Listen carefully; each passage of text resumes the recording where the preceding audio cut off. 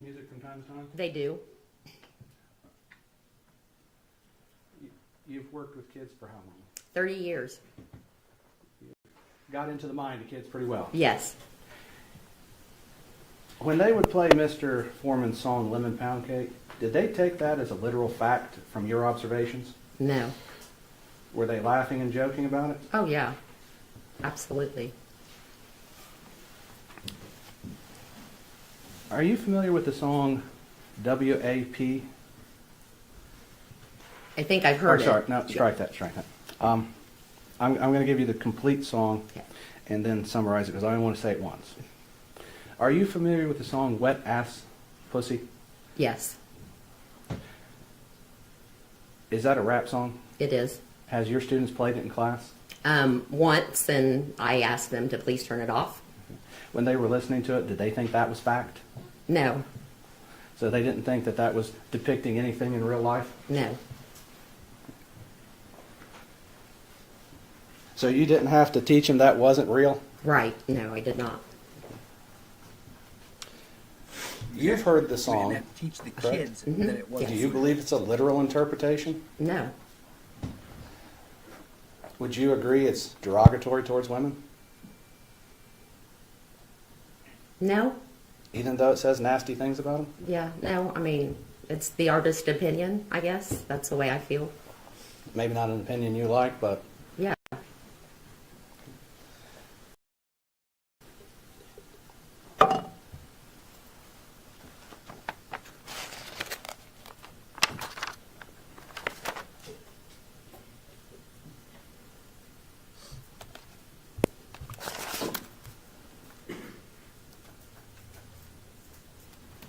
Your Honor, if I may have a moment. Go ahead.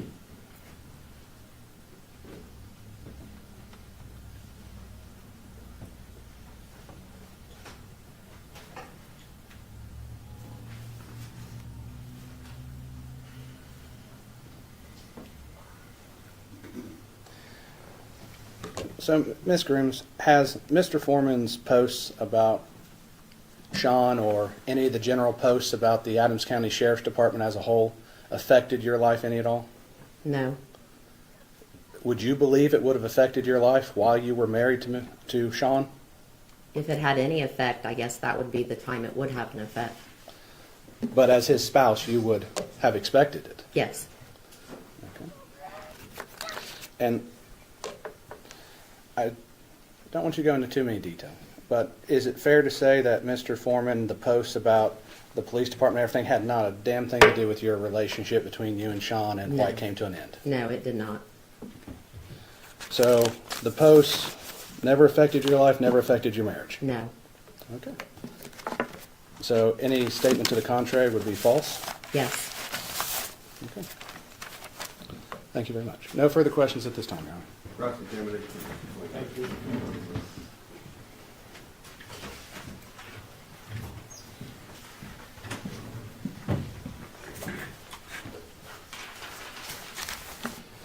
Morning, Ms. Grooms. Good morning. I'm sorry you have to be here. I am too. Thanks for coming.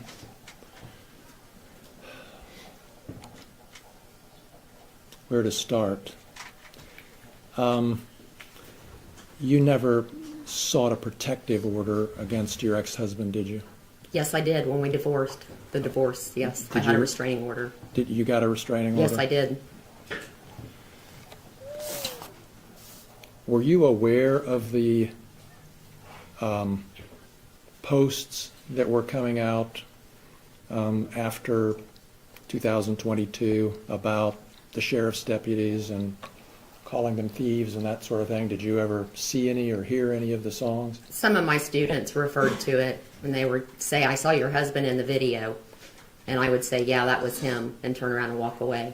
I didn't elaborate on any of that, no. And Why? they didn't either, Why didn't you elaborate on because I didn't think it was the student's business. it? Okay. So they had seen your husband in videos? Yes, And did you tell your husband about that? about, That your kids had mentioned it? no, it was just a mention and that was it. Okay. Did you ever, you saw the posts yourselves or videos yourself, or did you just hear about it from kids? I saw part of it, and then I heard about it. Okay.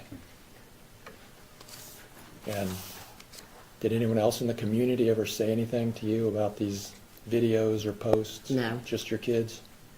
It's my students in the school. Students? Okay. Right, not kids, students. There's a difference.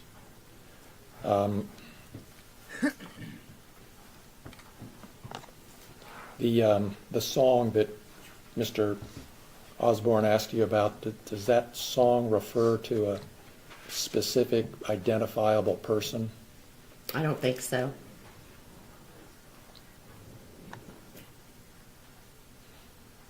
Those are all my questions. Thank you, ma'am.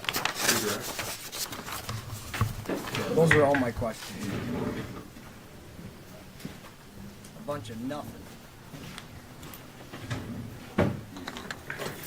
Rhonda, Mr. Klingler asked you about your students. Your students saw the post Yes. and they articulated it to you? Yeah. Just say, hey, I saw your husband in this video. Students can, would it be a fair statement to say children can be mean? Cruel? Absolutely. You've seen instances of them being cruel? Absolutely. Are they cruel to both other students and teachers? Yes. I don't like bringing up sensitive subjects, but has any of your students ever been cruel to you in the past? Oh, yes, definitely. Would it be fair to say they've said some pretty mean things? Yes. You see, I'm trying not to ask you what they are, but are they shocking names?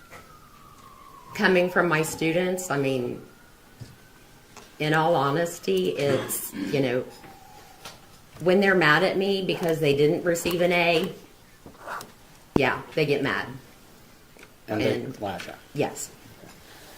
But they're not calling names of fact or anything to No. No. And they've seen these posts. Yes. Did your students treat you any differently? No. So, could you point to any instance where a student treated you differently due to the posts? No.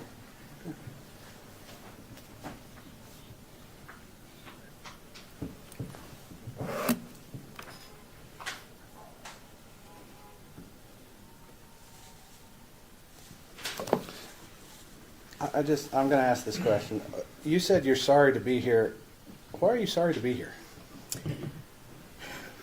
Because from my recollection, my ex-husband had said that this was part of the reason we got divorced. No further questions, John. Mr. Klingler? No further questions. Mr. Osborne, am I right to understand this witness was a lay witness? Pardon me? This was a lay witness, not an expert, right? She's a lay witness to testify to what she would have experienced in this. Right. And the only reason I did that is to explain to the jury that people sometimes have training experience and can make opinions as experts. If a doctor comes in a medical malpractice case, they're an expert.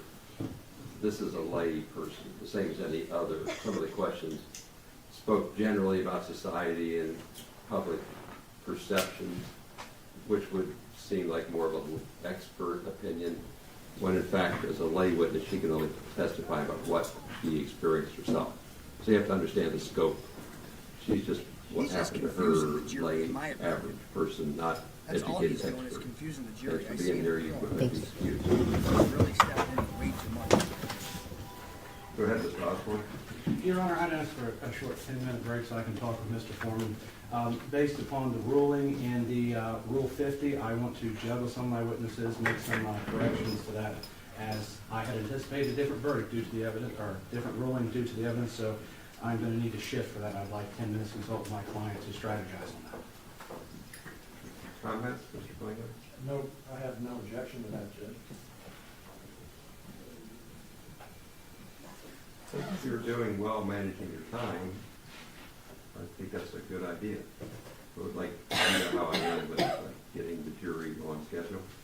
Your Honor, that's why I want to strategize, see how we can hopefully No, I appreciate what you're saying. Take a break, go back to the jury room, stay there if you would please. Short break will be helpful.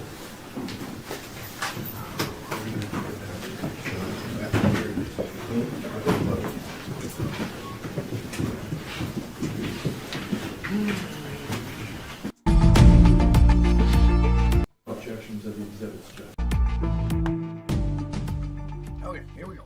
Objections of the exhibits, Judge. So it'll be admitted without objection. Rebuttal, please.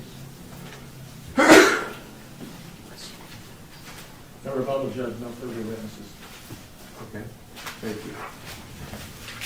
So, ladies and gentlemen, we're moving forward to the point where you get the case handed to you. What comes next is closing arguments and instructions of law. So closing arguments are meant to be the opportunity for the lawyers to tell you what they think the evidence means. If you want to take notes, do so, but like draw a line on your paper and say argument, not fact. Like I don't know how you keep notes, but I have to keep them organized. So I can realize who's talking. You've seen me do it a couple times. Lawyers aren't evidence. The witnesses are. It's the same thing here. I don't think you would get confused or misunderstood. The plaintiff goes first because the burden of proof is on the plaintiff. The plaintiff also, because of that burden of proof, gets a privilege. So they get not only the first word, but they get the last word. So Mr. Klingler would start, Mr. Osborne would go second, and then Mr. Klingler would get the last word. Not because of favoritism or anything else, but because of the burden of proof. Then at that particular point in time, we'll give you jury instructions. And I'm going to take a break after their arguments because I need to make a few copies for the lawyers to read while I read. We give the instructions to you in writing, but I always like it when they can read over my shoulder because sometimes I put two words in different order and it changes the meaning. So then we have like 3 people reading to make sure it comes out to you right. So we'll hear their closing arguments, take a short break, you'll get the instructions, and then we'll turn you loose. Go ahead, Mr. Klingler. Your Honor, if I may, procedurally, I'd like to renew my motion for the record. Thank you. Very appropriate.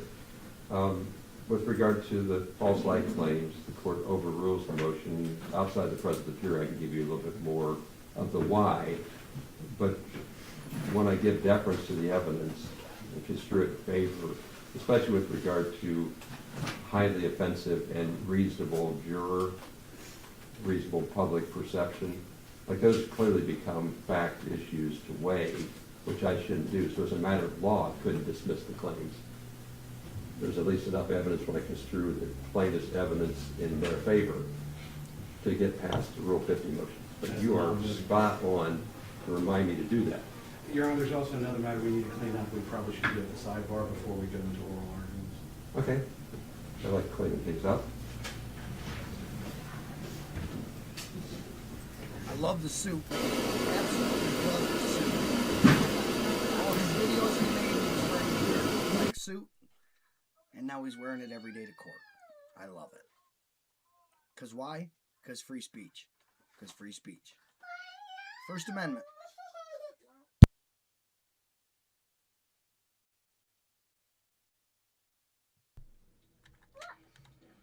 We're going to zoom here. And I think we've only had, 3 of the officers testify? That we've seen on video anyway?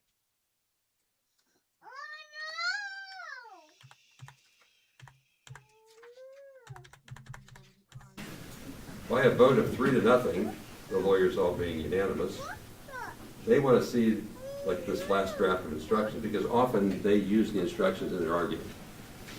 So like the chicken scratching stuff that we've been doing in the past is distracting. So we're going to let me do my work. It's 30 minutes that we need. So we'll go take a coffee break, just stay back there. Instead of me doing it the other way, we'll just take the break now for the jury instructions. Can't smoke, can we smoke? The bailiff doesn't like irritable jurors, so you should go Great. smoke. Do you like irritable jurors? I prefer not to have them. Okay, that's what I thought. Yeah, go take a break. All right. Thank you. I don't blame her. I want a cigarette break. Pretty high maintenance for the bailiff. It's like zigzag. Yeah, like you're supposed to, yeah. Everything you need to know is right here. Just have to print.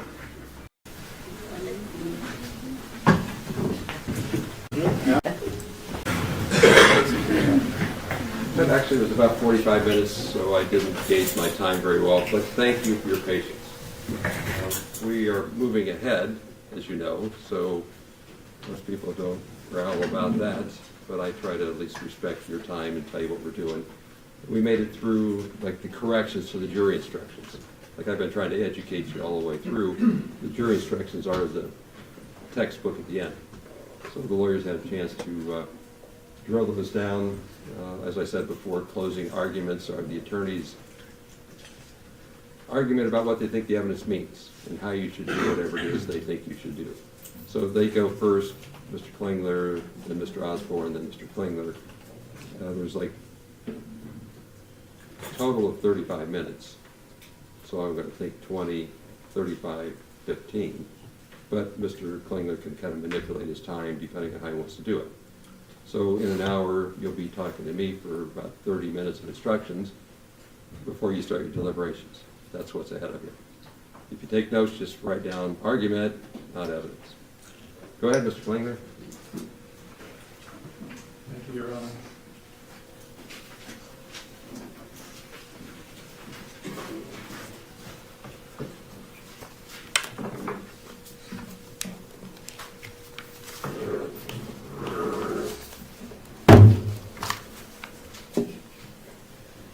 Morning, folks.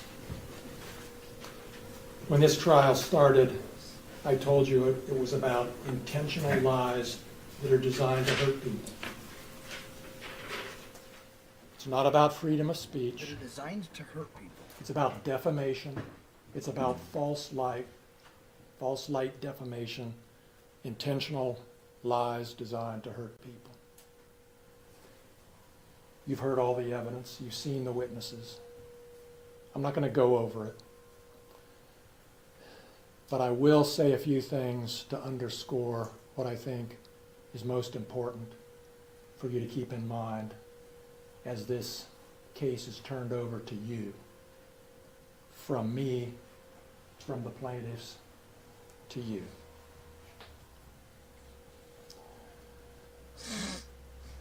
Mr. Foreman perpetuated lies intentionally, repeatedly, over 3.5 years on the internet about these 7 On the internet. brave deputy sheriffs who've lived in this county for years, risked their lives for this county for years, done their job, been in the community for many, many years.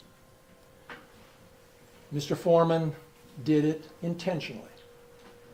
Mr. Foreman knew that what he posted on the internet He had to go to work. were lies. He knew there was no theft. He knew there was no sex with Randy Walters' wife. And he certainly knew all of the stuff he's repeatedly posted about Lisa Phillips up until Friday and probably later were lies too. What are we going to do about that?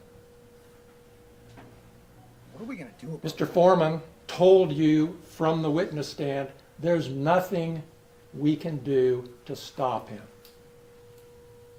because he has freedom of speech That's right. I to agree. lie about people intentionally. During jury selection, we talked about that. And you all agreed that it's not okay to tell an intentional lie about someone that hurts them. We all agreed. But that doesn't make it legally wrong. The judge is going to tell you that in the law that he gives you. So Mr. Foreman is legally wrong when he says he has free speech to tell harmful lies about people and get away with it. That's just legally wrong. You also told me in jury selection that even if somebody does something to you that hurts you, that you think is wrong, like a search warrant execution that you think was unfair, even if somebody does that to you, you told me, we all agreed, that that doesn't justify telling intentional lies designed to hurt people. That's what you think. That's what the community thinks. That's what decent people think. But Mr. Foreman thinks it's okay to do what he's done over 3.5 years because they executed a search warrant that broke down his door and disconnected his cameras. You heard from the witness stand, from Mr. Foreman, the callous indifference that he showed to what he's done, the harm he's done. It's imprinted in your minds, I'm sure, like it is in mine. The tears, the agony from some of these witnesses, don't forget that when you're back in the jury room. That's what this case is about.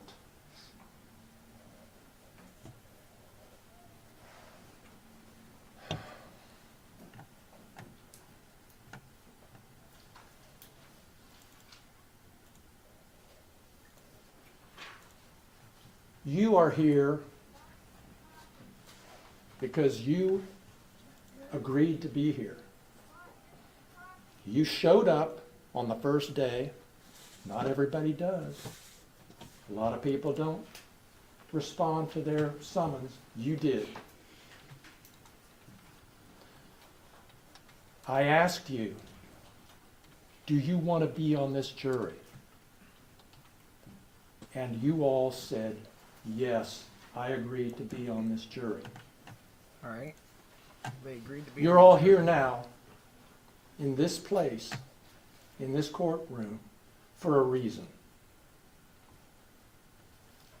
And I believe there's a power higher than us that brought you here today to do this job, and that you are the chosen people to do it. Nobody else is going to do it. There's not going to be another trial. There's not going to be a second chance. This is the day to decide whether Mr. Foreman gets away with what he's done and whether these plaintiffs deserve something to make up for what they've been through, and whether the community is told that what he did is unacceptable. It's not okay.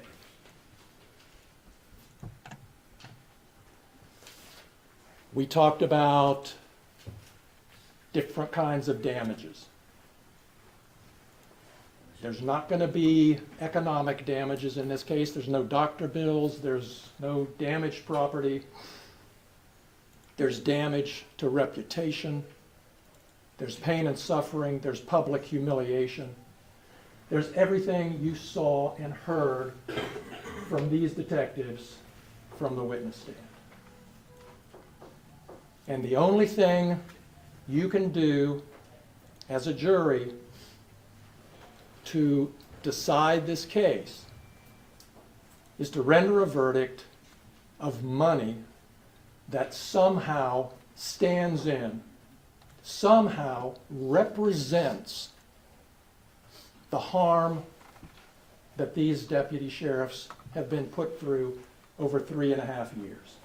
That's all you can do. You can't issue an order that says stop. You can't issue an order that says, why not? say you're sorry. Why can't you? Is that All because you it's can freedom of do speech? is issue a verdict for an amount that fairly stands in, represents what they've been through, what they've lost. No one else is going to do it. The judge isn't going to do it. Court of Appeals isn't going to do it. It's your job. And you're the people meant to do it.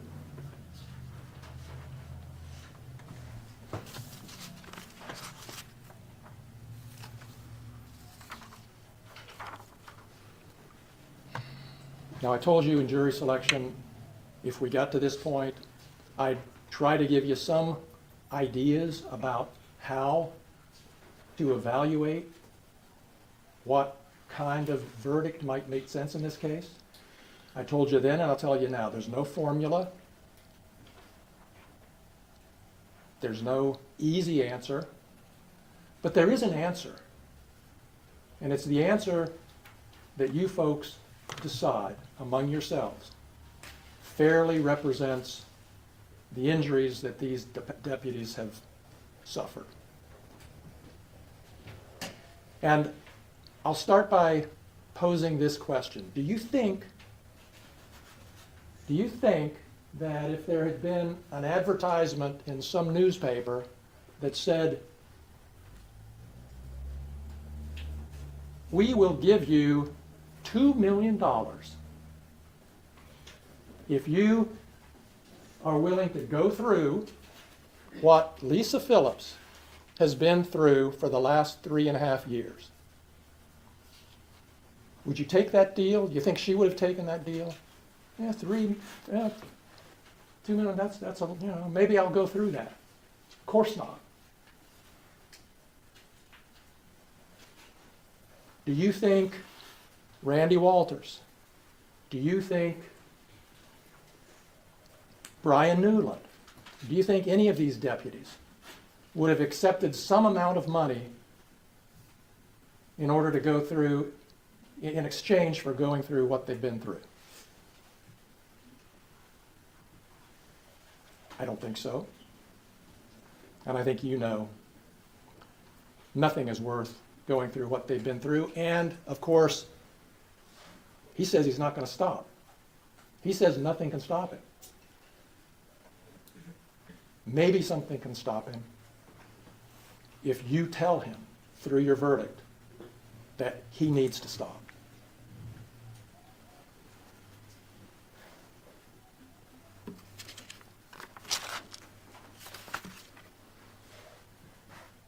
I'm going to tell you what I believe is a fair verdict for these plaintiffs. And it's up to you, of course, again, to make the decision. But I would ask you, I'm going to ask you, and there's a verdict form which, excuse me 1 minute.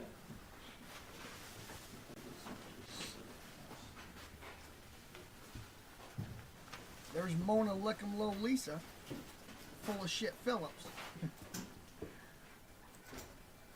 I mean, the guy's an entertainer. Big fucking deal.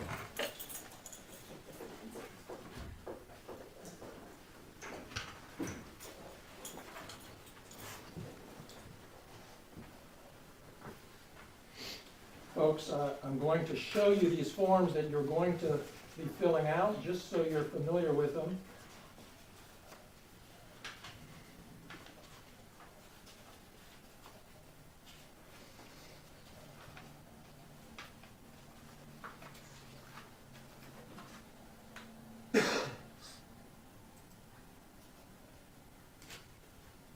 This is just an example. You're going to have a different form for each of these plaintiffs, okay? This one happens to be a verdict form for Lisa Phillips. And I believe the evidence is overwhelming that you'll find in favor of Lisa Phillips. This happens to be her false light claim. There's a separate claim for defamation, a separate form for defamation, and you'll see the jury instructions. Judge Hine has already talked some about that with you. So this is just an example of the verdict form that I'm going to ask you all to sign in favor of Lisa Phillips and all of the plaintiffs on their false light and their defamation claims. Now,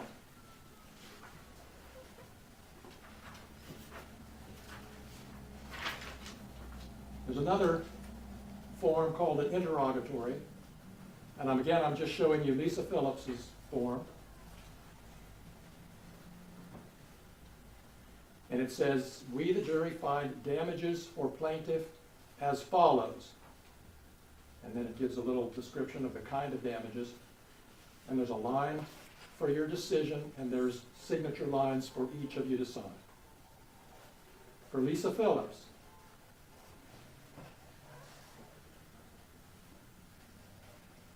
I'm not going to show you every form.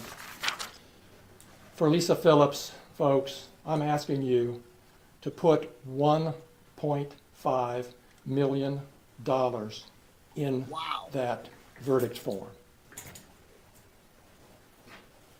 $1.5 million for Lisa Phillips from what she's been through for 3.5 years. May be going through for who knows how long. For Brian Newland, I'm asking you to issue a verdict for $1 million for what he's been through with his family, the loss of his dream job here in Adams County. But he didn't lose it. He For left. Randy Walters, He didn't lose it. I'm asking you for a verdict That's the big of difference. to $1 me. None of these million guys lost their jobs. None of these guys lost for what he's been opportunities, through anything. with the allegations So I don't and understand how this vile even made it to trial, videos to be honest. about his wife. For the other 4 Now he's just going to go hard after this. If plaintiffs, they find him guilty, he's going to go Sean hard. Grooms, Sean Cooley, Justin Cooley, and Mike Estep, I'm asking you for a total for all 4 of them of $400,000 divided among them however you see fit based on their testimony.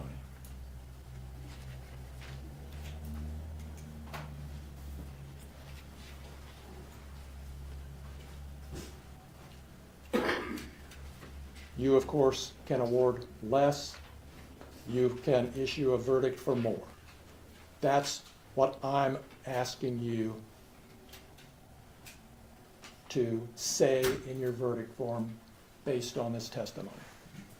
Now, let me close my remarks by looking into the future here and looking at the future if there's a verdict for the plaintiffs and you award the plaintiffs a fair amount of money. What happens? The plaintiffs are vindicated. The court of public that's what opinion it's out about. there, the It's press, vindicated. which I know you It's all haven't about been looking vindication. at, they don't know the facts. You know the facts. And a verdict for the plaintiff will say they were wronged, he was wrong. A verdict for the plaintiffs will make up in some way for what they've been through. A verdict for the plaintiffs will say that we don't condone, we don't approve, you can't We don't get approve away of free speech. That's what with you're what saying. Mr. Foreman's done. Not in this community, Because you can say whatever you want. not in this country. That's not freedom of speech Yes, it is. where we live. Whether you like it or not. That's what a verdict for the Freedom of plaintiffs speech, sir. will say. Let's look at another possible future if there were to be a verdict for the defendant, or if there were to be a verdict with a small amount of money attached to it. In that case, in that world, in that future, the world is told what he did is okay, It is okay. What they went through is no big deal. Yes, it's freedom of speech. We don't really Videos, care. they made merch. We think it's Went to work. fine. That's what a verdict for the defendant or a small verdict would say.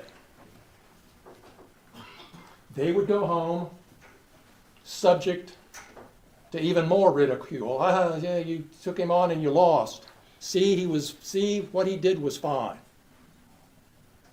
Okay, so I don't have to tell you, you know, that's not the message we want to send. It's not the message you want to send. Folks, I'm done. I've done all I can. These folks called me 3 years ago now and asked, what can we do to stop this? And here we are today. I've done what I can. They've done what they can. They've suffered through the publicity. They could have stopped this case at any time if they would have kowtowed to the pressure, public humiliation that Mr. Foreman continued to put them through, but they didn't. They bravely stood behind their case and their right not to be dragged through the mud with lies in the media. They've done all they can. it's not in the media. And now I am giving their case and this decision to you. It's out of my hands. You have to decide what to say to Mr. Foreman and what to say to the community about what he's done Even if he and gets the found effects that it's had on these folks. liable. I have I really full see what confidence, people I have. fully trust you I'm no lawyer, but that to make judge the was right really like decision, to make a fair overreaching, decision, in my opinion. and to come back with a verdict that's fair for each one of these plaintiffs and that tells the community what you really think about this case. Thank you very much. Thank you, Mr. Fletcher. You have 11 minutes after that. Final. And Mr. Osborne? We're going to be covering the Kelsey Fitzsimmons pretrial hearing at 2 o'clock today. After this is done, that hearing is happening right now, but I'm going to cover it at 2 o'clock. So if it's interesting, check us out. Thanks for tuning in. Ladies and gentlemen, thank you for being here. This has been a long 3 days. It took a second for me to even count the number. It's been so long. A lot's happened. You've done your duty as jurors. You've paid attention to the evidence. I'm proud of that. What makes our country great is you have the right to have a jury trial. You have the right to people in the community to see this, weigh the evidence, and make a decision. And I'm proud that you guys are here and doing that. We started this time, I talked about this case was about freedom of speech. But let's talk about what it's also about. It's also about music. Not all music is tasteful. Not everybody likes all music.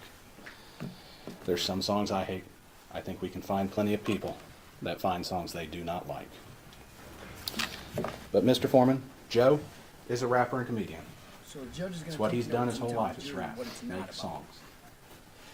We got to think of what rap is, because music does not exist in a vacuum. Music evolves over time. Take a look at jazz. It's evolved. At one time, it was distinct in a certain subculture, and it has now expanded. Rap is the same. Rap started out as a means for people to express social commentary, opinions through entertainment. Look at the song by NWA. What do they call it? Fuck the Police? I think I said that right. It's a social commentary on what was going on in their lives.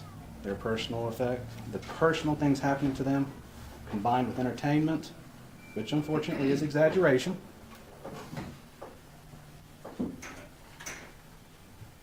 Opinion, nothing of fact in that song. It's a commentary on society. And so when you look at rap, you see that over and over again. I had my secretary print me a couple songs, rap songs, while I was pouring a cup of coffee. And the first one is Carly B, WAP. I find it bad to say what WAP means, but it's a popular song. I think it's somewhat derogatory, but then again, I'm not the audience for that song, and I know that. I know nothing in that song. Nothing talking about is true. I know it's entertainment. I know it's social commentary. Miss Grooms testified even her students knew that at a young age. The same thing I knew when I was watching Johnny Carson, The Late Night Show, and SNL, Saturday Night Live, with my grandfather when I was a kid. That's all entertainment. They make fun of everybody for entertainment. And some of it is a social commentary. But it is not fact. And everybody knows that. Right. Nobody looks at Lil Wayne's song Pussy Monster and says there's a monster in that song. Everybody knows it's exaggeration for entertainment. Is he commenting on something? Sure. But it's not fact. And I can keep going. Megan Thee Stallion with sex talk. I mean, it just goes on. They use derogatory language. It's designed to entertain. Drew Hastings, former mayor of Hillsborough, was a comedian. I got to go to one of his stand-ups. Some of it was funny, some of it wasn't. Some of his jokes, like those of Eddie Murphy and Richard Pryor, some of them are not tasteful, but they're still jokes. They're not facts. And we know that. That's what a reasonable person listening to that would understand. And that's the point. This is not a vacuum. We don't live in a vacuum.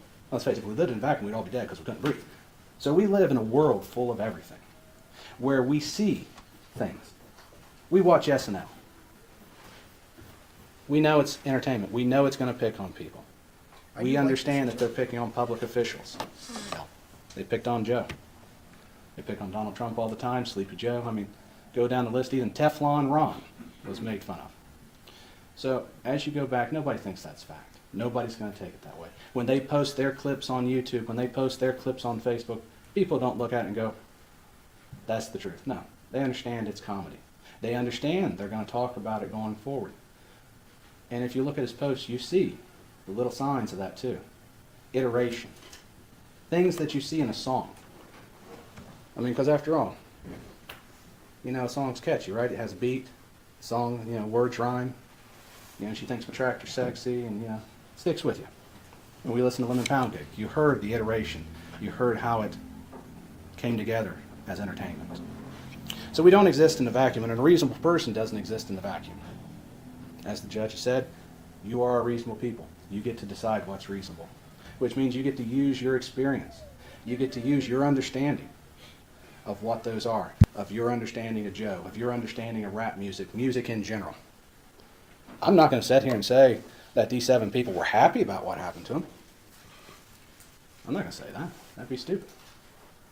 But what I am going to say is they are public officials. We see it on the news all the time, public officials made fun of. Let's go back to voir dire. During my voir dire, we talked about, with the one juror that's gone, we talked about that, yes, I ran for public office.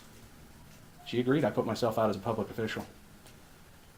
She agreed that it was an opinion when someone called me a baby killer. Even our witnesses on the stand, I asked that question.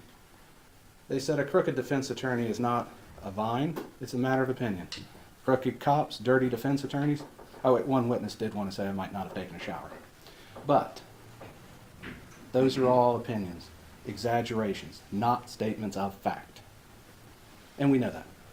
And that's why public officials are held to a higher standard, because that standard is what is expected of them as subjecting themselves to public scrutiny. They all testified that people have criticized their work. I mean, after all, we look at the search. There is, even Mr. Newland admitted it wasn't perfect. I think we can see from how the money was handled, the investigation. I would have liked to have seen a more thorough job myself. I mean, we have a chain of custody, the money that just leaves it laying there. Mr. Newland didn't know that. We have an unsealed evidence bag. We have 10% of all evidence, money evidence in the Adams County evidence locker miscounted. And then keep in mind that that miscount on those is less than what is alleged in this here. We got people saying we had a miscount, yet they can't even bother to notify the court in an official document that they made a mistake. Just let it ride. As far as the public record knows, which they never corrected, Mr. Foreman never got back all of his money. They want to talk about an investigation, but they can't even put in a single piece of paper to correct his mistake. I don't know if I'd call that lazy or what. But I think it goes to what you consider a fact. Because what is a fact? We can't always know what a fact is. A fact is something you can disprove, right? But can we truly disprove that? Looking at all the evidence, there is questions. If there's questions, it's not a fact. Now, people will form opinions based on that. I formed an opinion. I imagine everybody here's formed an opinion. We know that they formed an opinion because they didn't like being called a thief. So that was their opinion. But people are allowed to have opinions. People are allowed to express them. What people are expressing when they call them thief is not a literal statement. It is not a fact.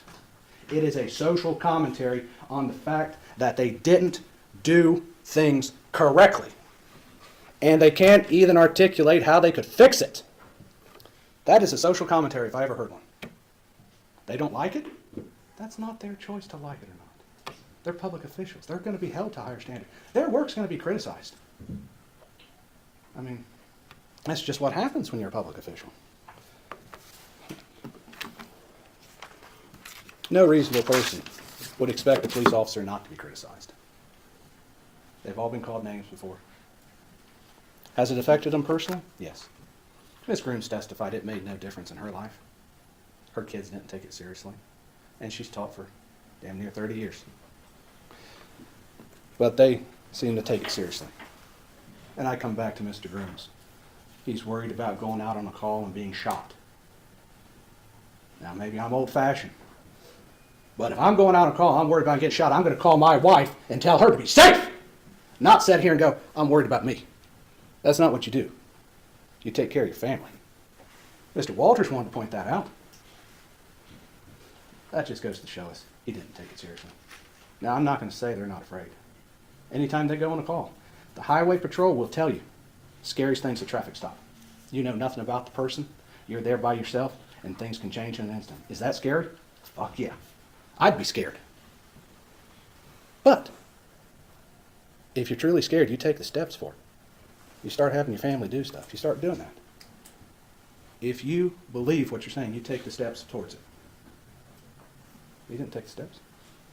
No one else talked about how they took the steps either, did they? And why does that matter? Because a reasonable person is going to look at that. After all, let's go back to me not taking a shower. How would you know I didn't take a shower? Hair clumpy, probably matted, probably got dirt all over me. That's how you would see. That's how you would prove if that's an opinion or fact. Now, even then you might say Dave just fell in the mud. But no reasonable person would take it in a vacuum. And I want you to think about everything in context. What rap is music, how it's entertainment, how the language works on it, how jokes are made. I want you to think back to that, because that colors how you see it. I love picking on Joe. He's a good sport for it. Look at that suit. Does this look like a man who thinks that everybody's going to assume that everything he's saying is fact? I mean, he's like a comedian. He exaggerates for the sake of entertainment. That's who he is. I'm not going to say it's tasteful to everyone, but some people do find it entertaining. I asked an important question about them. I said, do you believe everything in the newspaper? No. Do you believe everything you read on the internet? No. We all know that to be true. A reasonable person knows that. People can post opinions, social commentary, and hurtful things all over the internet. And it is just to be expected. That's why we are supposed to use our own filter, use our common sense, use our experiences in life. So while hurtful, it was not fact. It was music, entertainment. Stuff that no reasonable person would understand, especially not a public official, because we see it on TV all the time. We see it on the internet. You see it on Facebook. Sometimes people want to turn off Facebook because there's so much political commentary and stuff. But that's expected. Do I expect everything I read is fact? I don't even think most of it's fact. I think it's everybody's opinion, and opinions are like assholes. Everybody has one and it stinks. But that doesn't mean they can't have them. That doesn't mean they can't express them, and that doesn't mean they can't make a song about it. Truth is a defense. That's why we talked about theft. That's why we showed all that. Because I wanted you to see how the money was handled. There's a lot of confusion around it, and for that reason.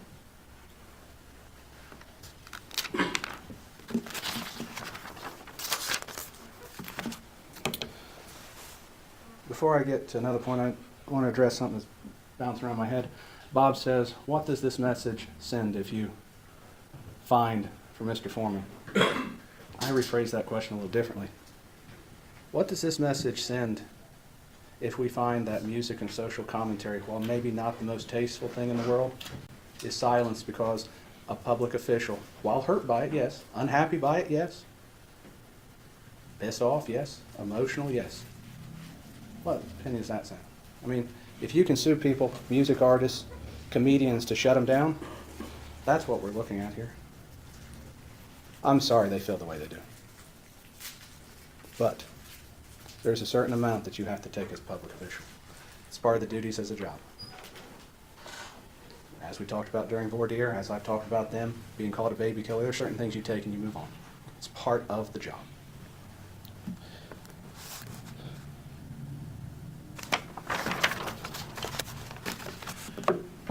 The plaintiffs, or I should say Bob, talks about how they wanted it to stop.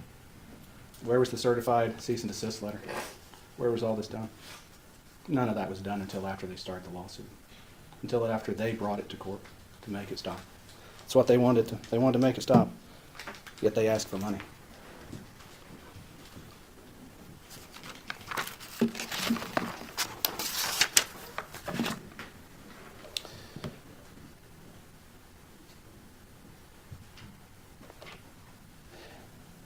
The commentary on them is nebulous at best. You can see that when you look at it. We have Beetle Bailey, Gomer Pyle, Colonel King Kong Bundy. Some of these names are not as bad as others, yes, but they're all for artistic purpose. They're all for jokes. They're all for entertainment. This is not to paint them in a real life. No reasonable person would think that.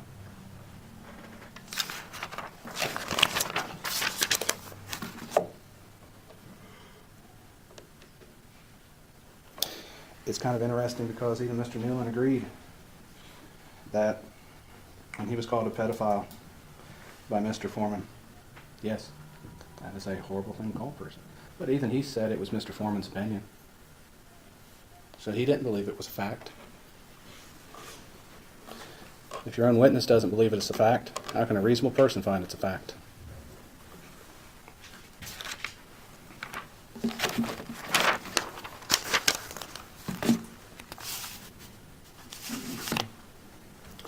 Bob went to great lengths to say nothing will stop him. Shows us where we're at. We got to stop his expression. We got to stop entertainment. We got to stop exaggeration. That's what Bob's talking about. What chilling effect does that have on the world we live in? Think about it. You don't like what a commissioner does. You don't like what our prosecutor does. You don't like what any public official does, and you make a joke, and you're drugging the court. It may not have been a tasteful joke. It may have been a bad joke. It may have been the greatest joke ever. But what we're saying is if they don't like it, we're back here. What does that say to freedom of speech? What does that say to the world we live in? That's what this case is about. Yep. I agree, 100%. And Bob knows that. That's why he mentions it. You're gonna send it That's back. why when you look at defamation and the jury instructions, you'll see that the first element of it is a statement. Portrayal of fact. Has to be portrayed as fact. No music video portrays as a fact. I don't watch Fuck Those Police and turn around and say, you know what, that's a fact. No. I say that's a song, it's entertainment, and move on. Right. Right. Sometimes I try to figure out what the words mean, what kind of they're getting at, but I don't expect them to present a fact. Fourth element is the proximate cause. It's an interesting question there, because you'll get the definition of causation and approximate. And we never talked about that really during the trial, and it's going to be something that I want to discuss. They talked about getting phone calls. None of those posts. Joe never said, call them and tell them this. Mr. Cooley testified that they mailed pound cakes to the office. Joe never said send them a lemon pound cake. These are things that other people have done. Joe never directed them to do it. He didn't cause it. He made a joke. He cannot control how people take it. What they do, he's not that. All he can do is make a joke, make a song. So that's something to consider. Was he the proximate cause, or was it someone else? I want you to understand, when they get to the question of malice, if you get that far, it has to be actual malice. Public officials, it's a higher standard.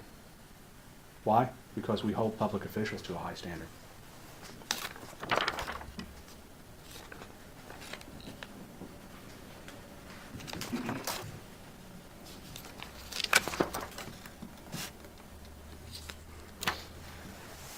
Let's talk about the false light. That's their second cause of action. That says that a reasonable person would be justified in the eyes of the community, feeling seriously offended and aggrieved.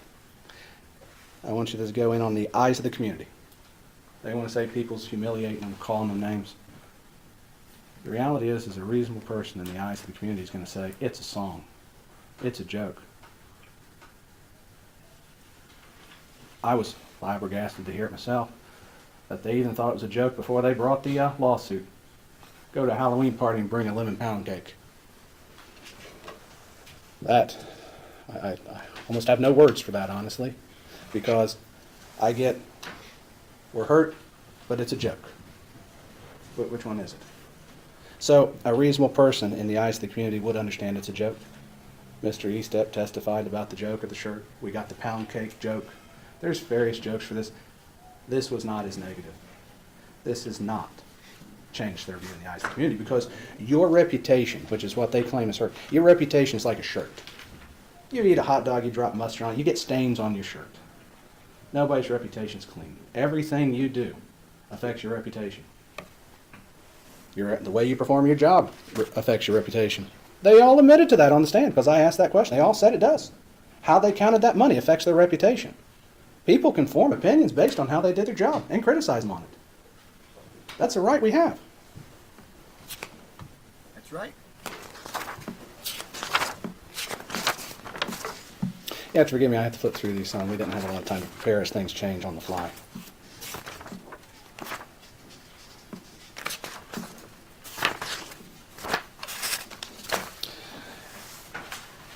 I think as you go back and deliberate, take a look at all the exhibits, analyze it in the context of music, entertainment, opinion, social commentary. Go outside. It's not a fact. And if you look at it, you can see that. Like I said, it may not be tasteful, may not be nice, but even SNL's not nice. South Park's not nice. These things are social commentaries, jokes, entertainment, and some of them are not nice. But you don't have to like everything. You don't have to like everything said about you, and you don't have the right to tell everybody that everything said about you should be sued for, especially if you're a public official. As such, I ask you to deliver a verdict in Joe's favor on all claims. I ask that because when you look at it, no reasonable person could see it as a fact. No reasonable person could see it as even false light. The community, if they called them, if people called them, that's because the social commentary resonated with someone, resonated with what people experienced in the world. We've lived through a turbulent year, so we've all seen on the news what people are experiencing all over the country. Social commentary resonates because of that. That doesn't make him the proximate cause. That shows a deeper concern in our country that we should be addressing, not sitting here trying to decide if a music video is a fact or not. That's what's at issue here.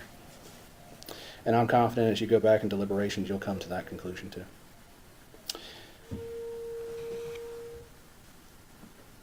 And with that, I thank you again for your service, because it is not easy, and what you're about to do is not easy. It takes time and deliberation. It takes hard work. And I appreciate that you guys are willing to do it. And I reiterate again, that's what makes us a great country. Thank you very much. Mr. Osborne? Go ahead, Mr. Clayton. Thank you, Your Honor.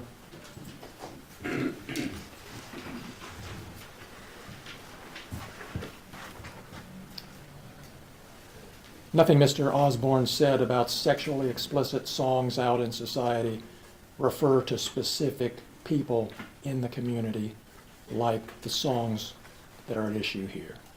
It's not the same thing. We all know that. These weren't opinions. Mr. Foreman didn't say, in my opinion, Brian Newland is a pedophile. In my opinion, they're all thieves. In my opinion, I fucked his wife doggy style. He said it like they were facts. And I think Judge Hine is going to instruct you, based on everything that's happened so far, that these were not opinions, they were stated as fact. And your job is to decide whether those facts were true or not. And we know they're not. The case isn't about lemon pound cake. It's about intentional lies designed to hurt people, and they hurt people.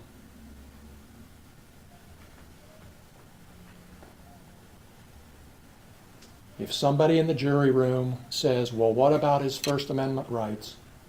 You know, and the law tells you, that doesn't allow lies that hurt people. If someone tells you it's just artistic expression, he ought to be free to say what he wants, the answer is he's not allowed to wrap up harmful lies into songs, so-called art, put them out there, and get away with it. The packaging of the lie doesn't make it okay. The message was clear. And Mr. Foreman doesn't get to wrap himself in the American flag and say, you can't touch me, I can say what I want, no matter how untrue it is, no matter how much pain it causes people, no matter for how long, because I have freedom of speech. He can't do that. I'm confident you'll tell him he can't do that. Thank you. Thank you, Mr. Clayton.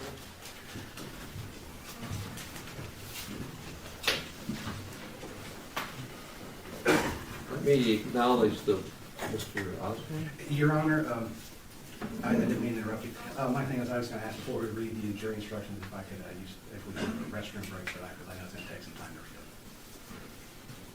it. Everybody's going to stand in their seat and stretch. Nobody's going to leave the room but you, because you're pretty prompt with that, so go for it.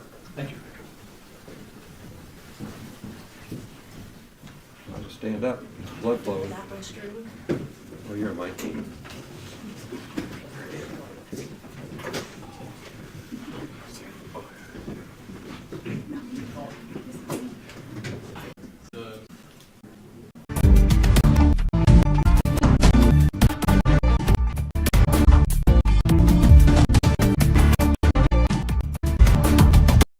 That they didn't know it, it's the, and the court refines the instructions to account for the conduct of the trial. So to the extent that they might have gotten the instructions very quickly this morning, it's not that they didn't know it, it's the refinements, the little tweaks along the way, that's what they're talking about. But I want to thank them because they did good work making it possible for me to get to the point where I can give these instructions to you. The court has the legal duty to prepare the instructions of law. You've heard the attorney's statements, arguments, you've heard the evidence from the witnesses. The court's duty is to instruct you on the law. And then you have a legal obligation to accept the instructions the way they're given to you. It's your sworn duty to do that. You cannot apply what you think the law ought to be. You're obedient, as I am obedient, to the rules of the law. a person who claims that certain facts exist, in this case the plaintiffs have to prove them, in this case by what's called the preponderance of the evidence. You've heard me say this before. I'm going to try to go over things you know, but the obligation has been called the burden of proof. Plaintiffs have to prove their facts by a preponderance of the evidence. Preponderance is more evidence in favor of their position than opposed to their position, tilting the scales in their favor. There's one element that has a different burden of proof. Clear and convincing evidence, a higher amount, a greater weight of evidence has to be proven with regard to the knowledge or the motive for publishing. But generally think, okay, can the plaintiffs prove their case by slightly more evidence in their favor than evidence opposed to them? There's two claims, what we've called defamation and secondly, false light, invasion of privacy. In your deliberations, each of those claims is deliberated separately because there's separate rules for each. I'll give you more. But there's separate law for each of those separate claims. There's 7 plaintiffs, each of whom is entitled to their own deliberation. So when I refer to plaintiff or plaintiffs, what I'm saying to you is that side of the room, but you always have to apply these facts individually and separately deliberate each person's claims. If you rule in favor of one plaintiff, it doesn't mean you have to rule for all the rest of them. And if you rule against one plaintiff, it doesn't mean you have to rule against all of them. So it's not like an all or nothing verdict. It's 7 deliberations. And I'll use plaintiff and plaintiffs interchangeably, just understand the analysis and what I'm trying to communicate to you. So to go back to burden of proof, preponderance is the greater weight of the evidence, evidence that you believe outweighs or is overbalanced by the evidence opposed to it. A preponderance of the evidence is evidence which is more probative, more probable, more persuasive. It has greater evidence value to you. Look at the quality of the evidence, not simply the quantity. If it was only about quantity, there would be more plaintiff witnesses than defendant witnesses, so you'd think, oh, just because of the number of witnesses, someone must prevail, when in fact you look at the quality of the evidence. Don't get hung up on which side called the witnesses. Think about the quality of the testimony, what you took from it, regardless of numbers, regardless of where it came from.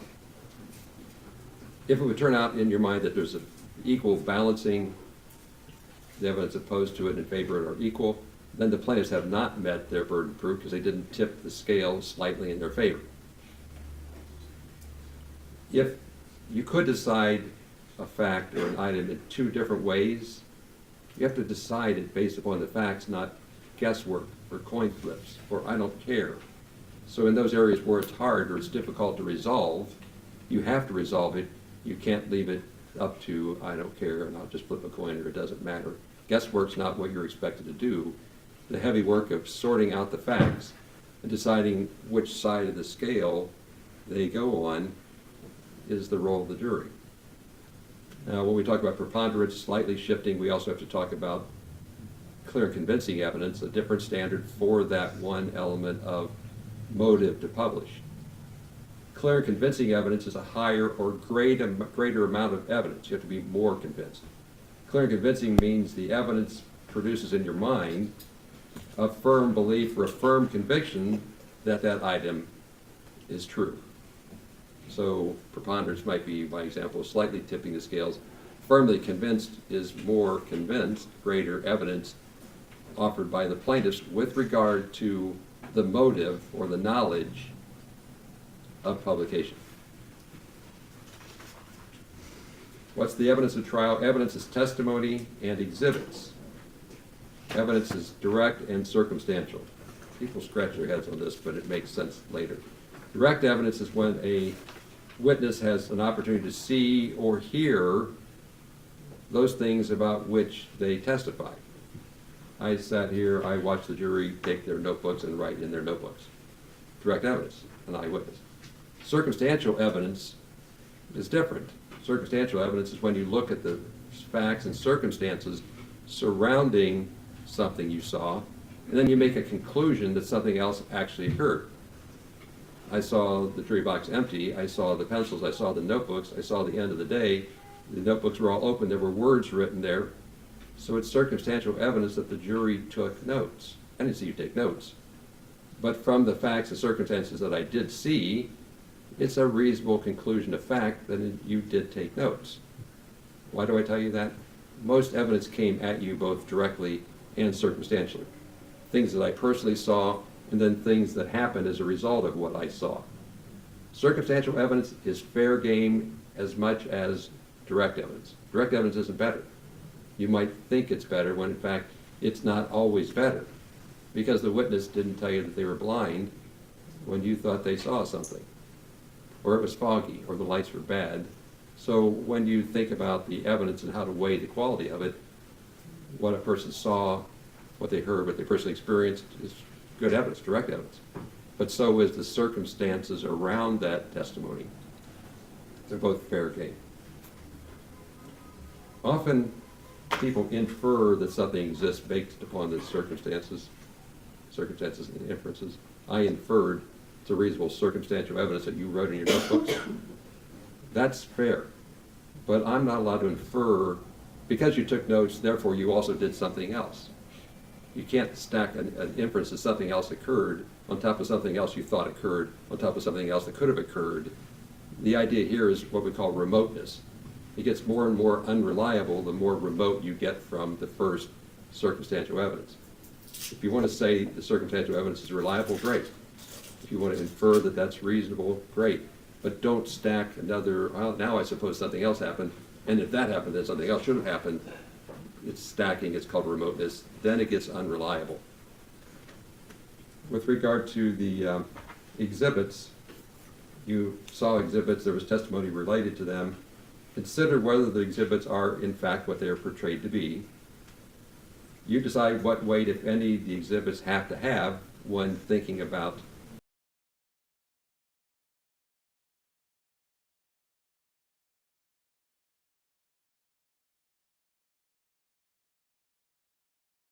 the testimony involving them. Exhibits in video can speak themselves, but sometimes paper and other exhibits don't. So you have to consider what the witness said in light of how the exhibit was portrayed. Don't make inferences or conclusions based upon the number of exhibits. Remember, I want you to look at the quality, not just simply the number. Like theoretically, the plaintiffs had more number of exhibits than the defendant. Don't care, don't count numbers. Look at the quality, make the content important.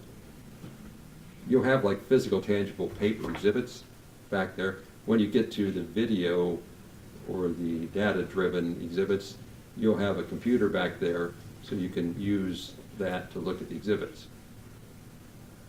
So if it never works that way, so I always offer the bailiff services that he can come back and, as you saw, make the technology work. So if you struggle back there with plugging in a thumb drive and finding the drive and then turning it on, we would expect that. I'll tell you how to communicate with us, but just ask for help. We'll send back a very capable bailiff and he'll save the day. Evidence is not what the lawyers say. You heard opening statements, closing arguments. That's not evidence. It's helpful, it's necessary, it's built into the system, but it's not evidence. If a statement was asked and the question was not answered, there's no evidence from the question. I did that once or twice to show you how it works. Just, you might have thought the answer was going to be yes because the witness was shaking their head yes. The witness is, yeah, I understand the question, and the answer is no.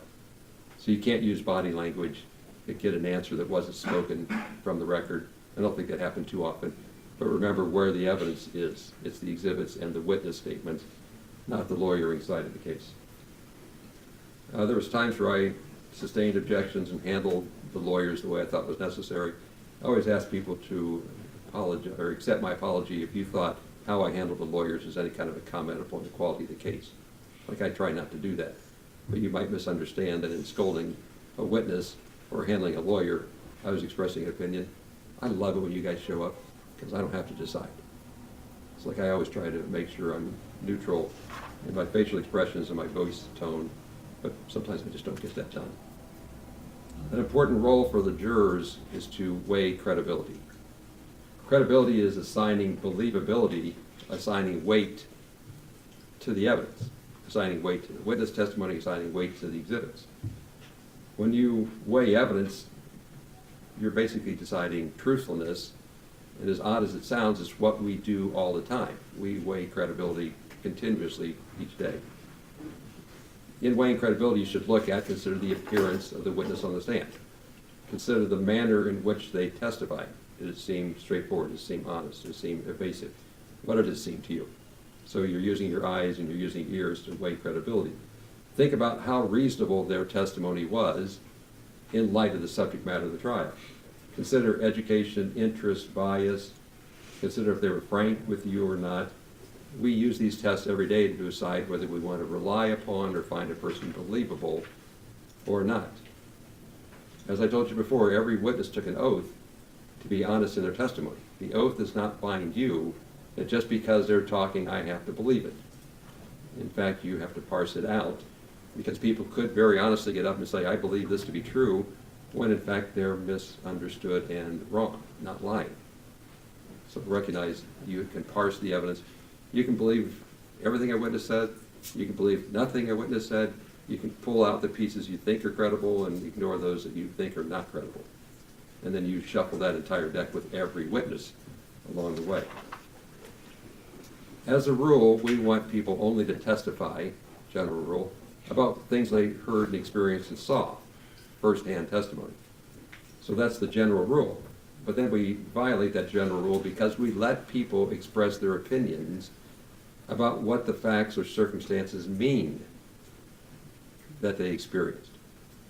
So in deciding what their opinion means and how you weigh their opinion, you do the same thing. You're allowed to hear their opinion. It's evidence. But you have to, again, parse it out in terms of the credibility test. A person can give you an opinion, and you might go, I don't believe that because that's not in their subject matter. Or they don't have enough knowledge. Or their emotions got the better of them. Or they have an interest or a bias or whatever. And you might go, no, it's a completely valid opinion because of whatever credibility factors you have. So we give you direct testimony, we give you circumstantial, we give you opinions, and then tell you to weigh out those things that you find believable, credible, and otherwise. In this process, the jury sits around as a committee. And it might be that you find a person credible, the other person finds somewhat credible, and the other person finds not credible. Expect that to happen. And then resolve those differences back there. There's more about that later, but in this whole deliberation process, that's normal. Somebody said while they were here, yeah, I'd served on jury. No, it wasn't easy. It's not meant to be easy, it's important. I just have to explain the rules enough and then tell you don't get your feelings hurt when you get back there and begin the discussion. The instructions I gave you so far would be relatively common in most trials, because those are general rules for how to do the job as a juror. The next set of instructions in the middle I call substantive instructions. These are the law that applies, the rules that apply to this set of facts, these claims. You'll have sets of these instructions to go back over, so I have to read them to you in the party's presence, but you're not expected to remember all this. You'll have your opportunities to go back over it and get schooled later. So these are the substantive instructions. Again, two claims. One's called defamation. The other's called invasion of privacy based upon this false light publicity. They have separate instructions. I put them right next to each other. But the rules for the one claim are not the same as the other. There's overlap, but they are a separate set of rules. So don't apply the rules for defamation to the false light publicity claim, because you went across the line of their two separate causes of action. With regard to defamation, each plaintiff claims the defendant defamed him or her that then caused them damages. To establish defamation, each plaintiff must show that a statement, that could be oral, written, video, was portrayed a fact that was published. So the statement was made, or statement of fact was portrayed and published.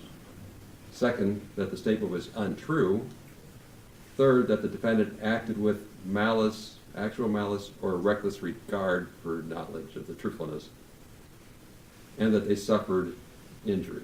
I'm going to break those four apart. Okay, so again, the statement was portrayed as a fact. It has to be published, so that's all rolls together. That the statement was untrue, the defendant acted with either actual malice or reckless regard about the truthfulness of it, and then that caused injury. Plaintiffs are considered public officials. You heard a lot of that. So that's where the clear and convincing evidence standard applies. So what you're doing is taking on the element of the defendant acted with malice or reckless disregard about the truthfulness of it. That's the higher clear and convincing proof. So on that element, it's not just a preponderance. On that third element, it's thoroughly convinced about his motive for publication. Clear and convincing evidence means you're thoroughly convinced about the truthfulness of motive for making or publishing the statement. What's actual malice? This knowledge in the publication. Actual malice occurs when the defendant makes a false statement with knowledge it's false.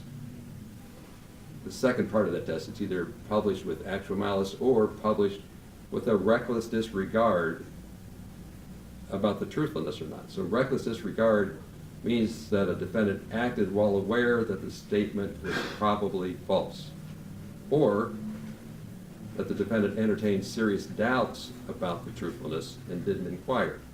The defendant's failure to investigate may be considered evidence of reckless disregard or evidence of falsity when the defendant had serious doubt about whether it was truthful or not. So actual knowledge of falseness or reckless disregard about something that's probably false. Those elements have to be proven by the higher amount of evidence. A statement is false when it's not substantially true. It's substantially true when the essence of the statement is true when you think about the statement as a whole. The defendant's statements or portrayals must be given their ordinary meaning in that context, in that circumstance. So you can't just pull a line out. You have to look at the whole portrayal of the statement. In deciding whether the statement is false, you're not to consider the defendant's subjective belief. You can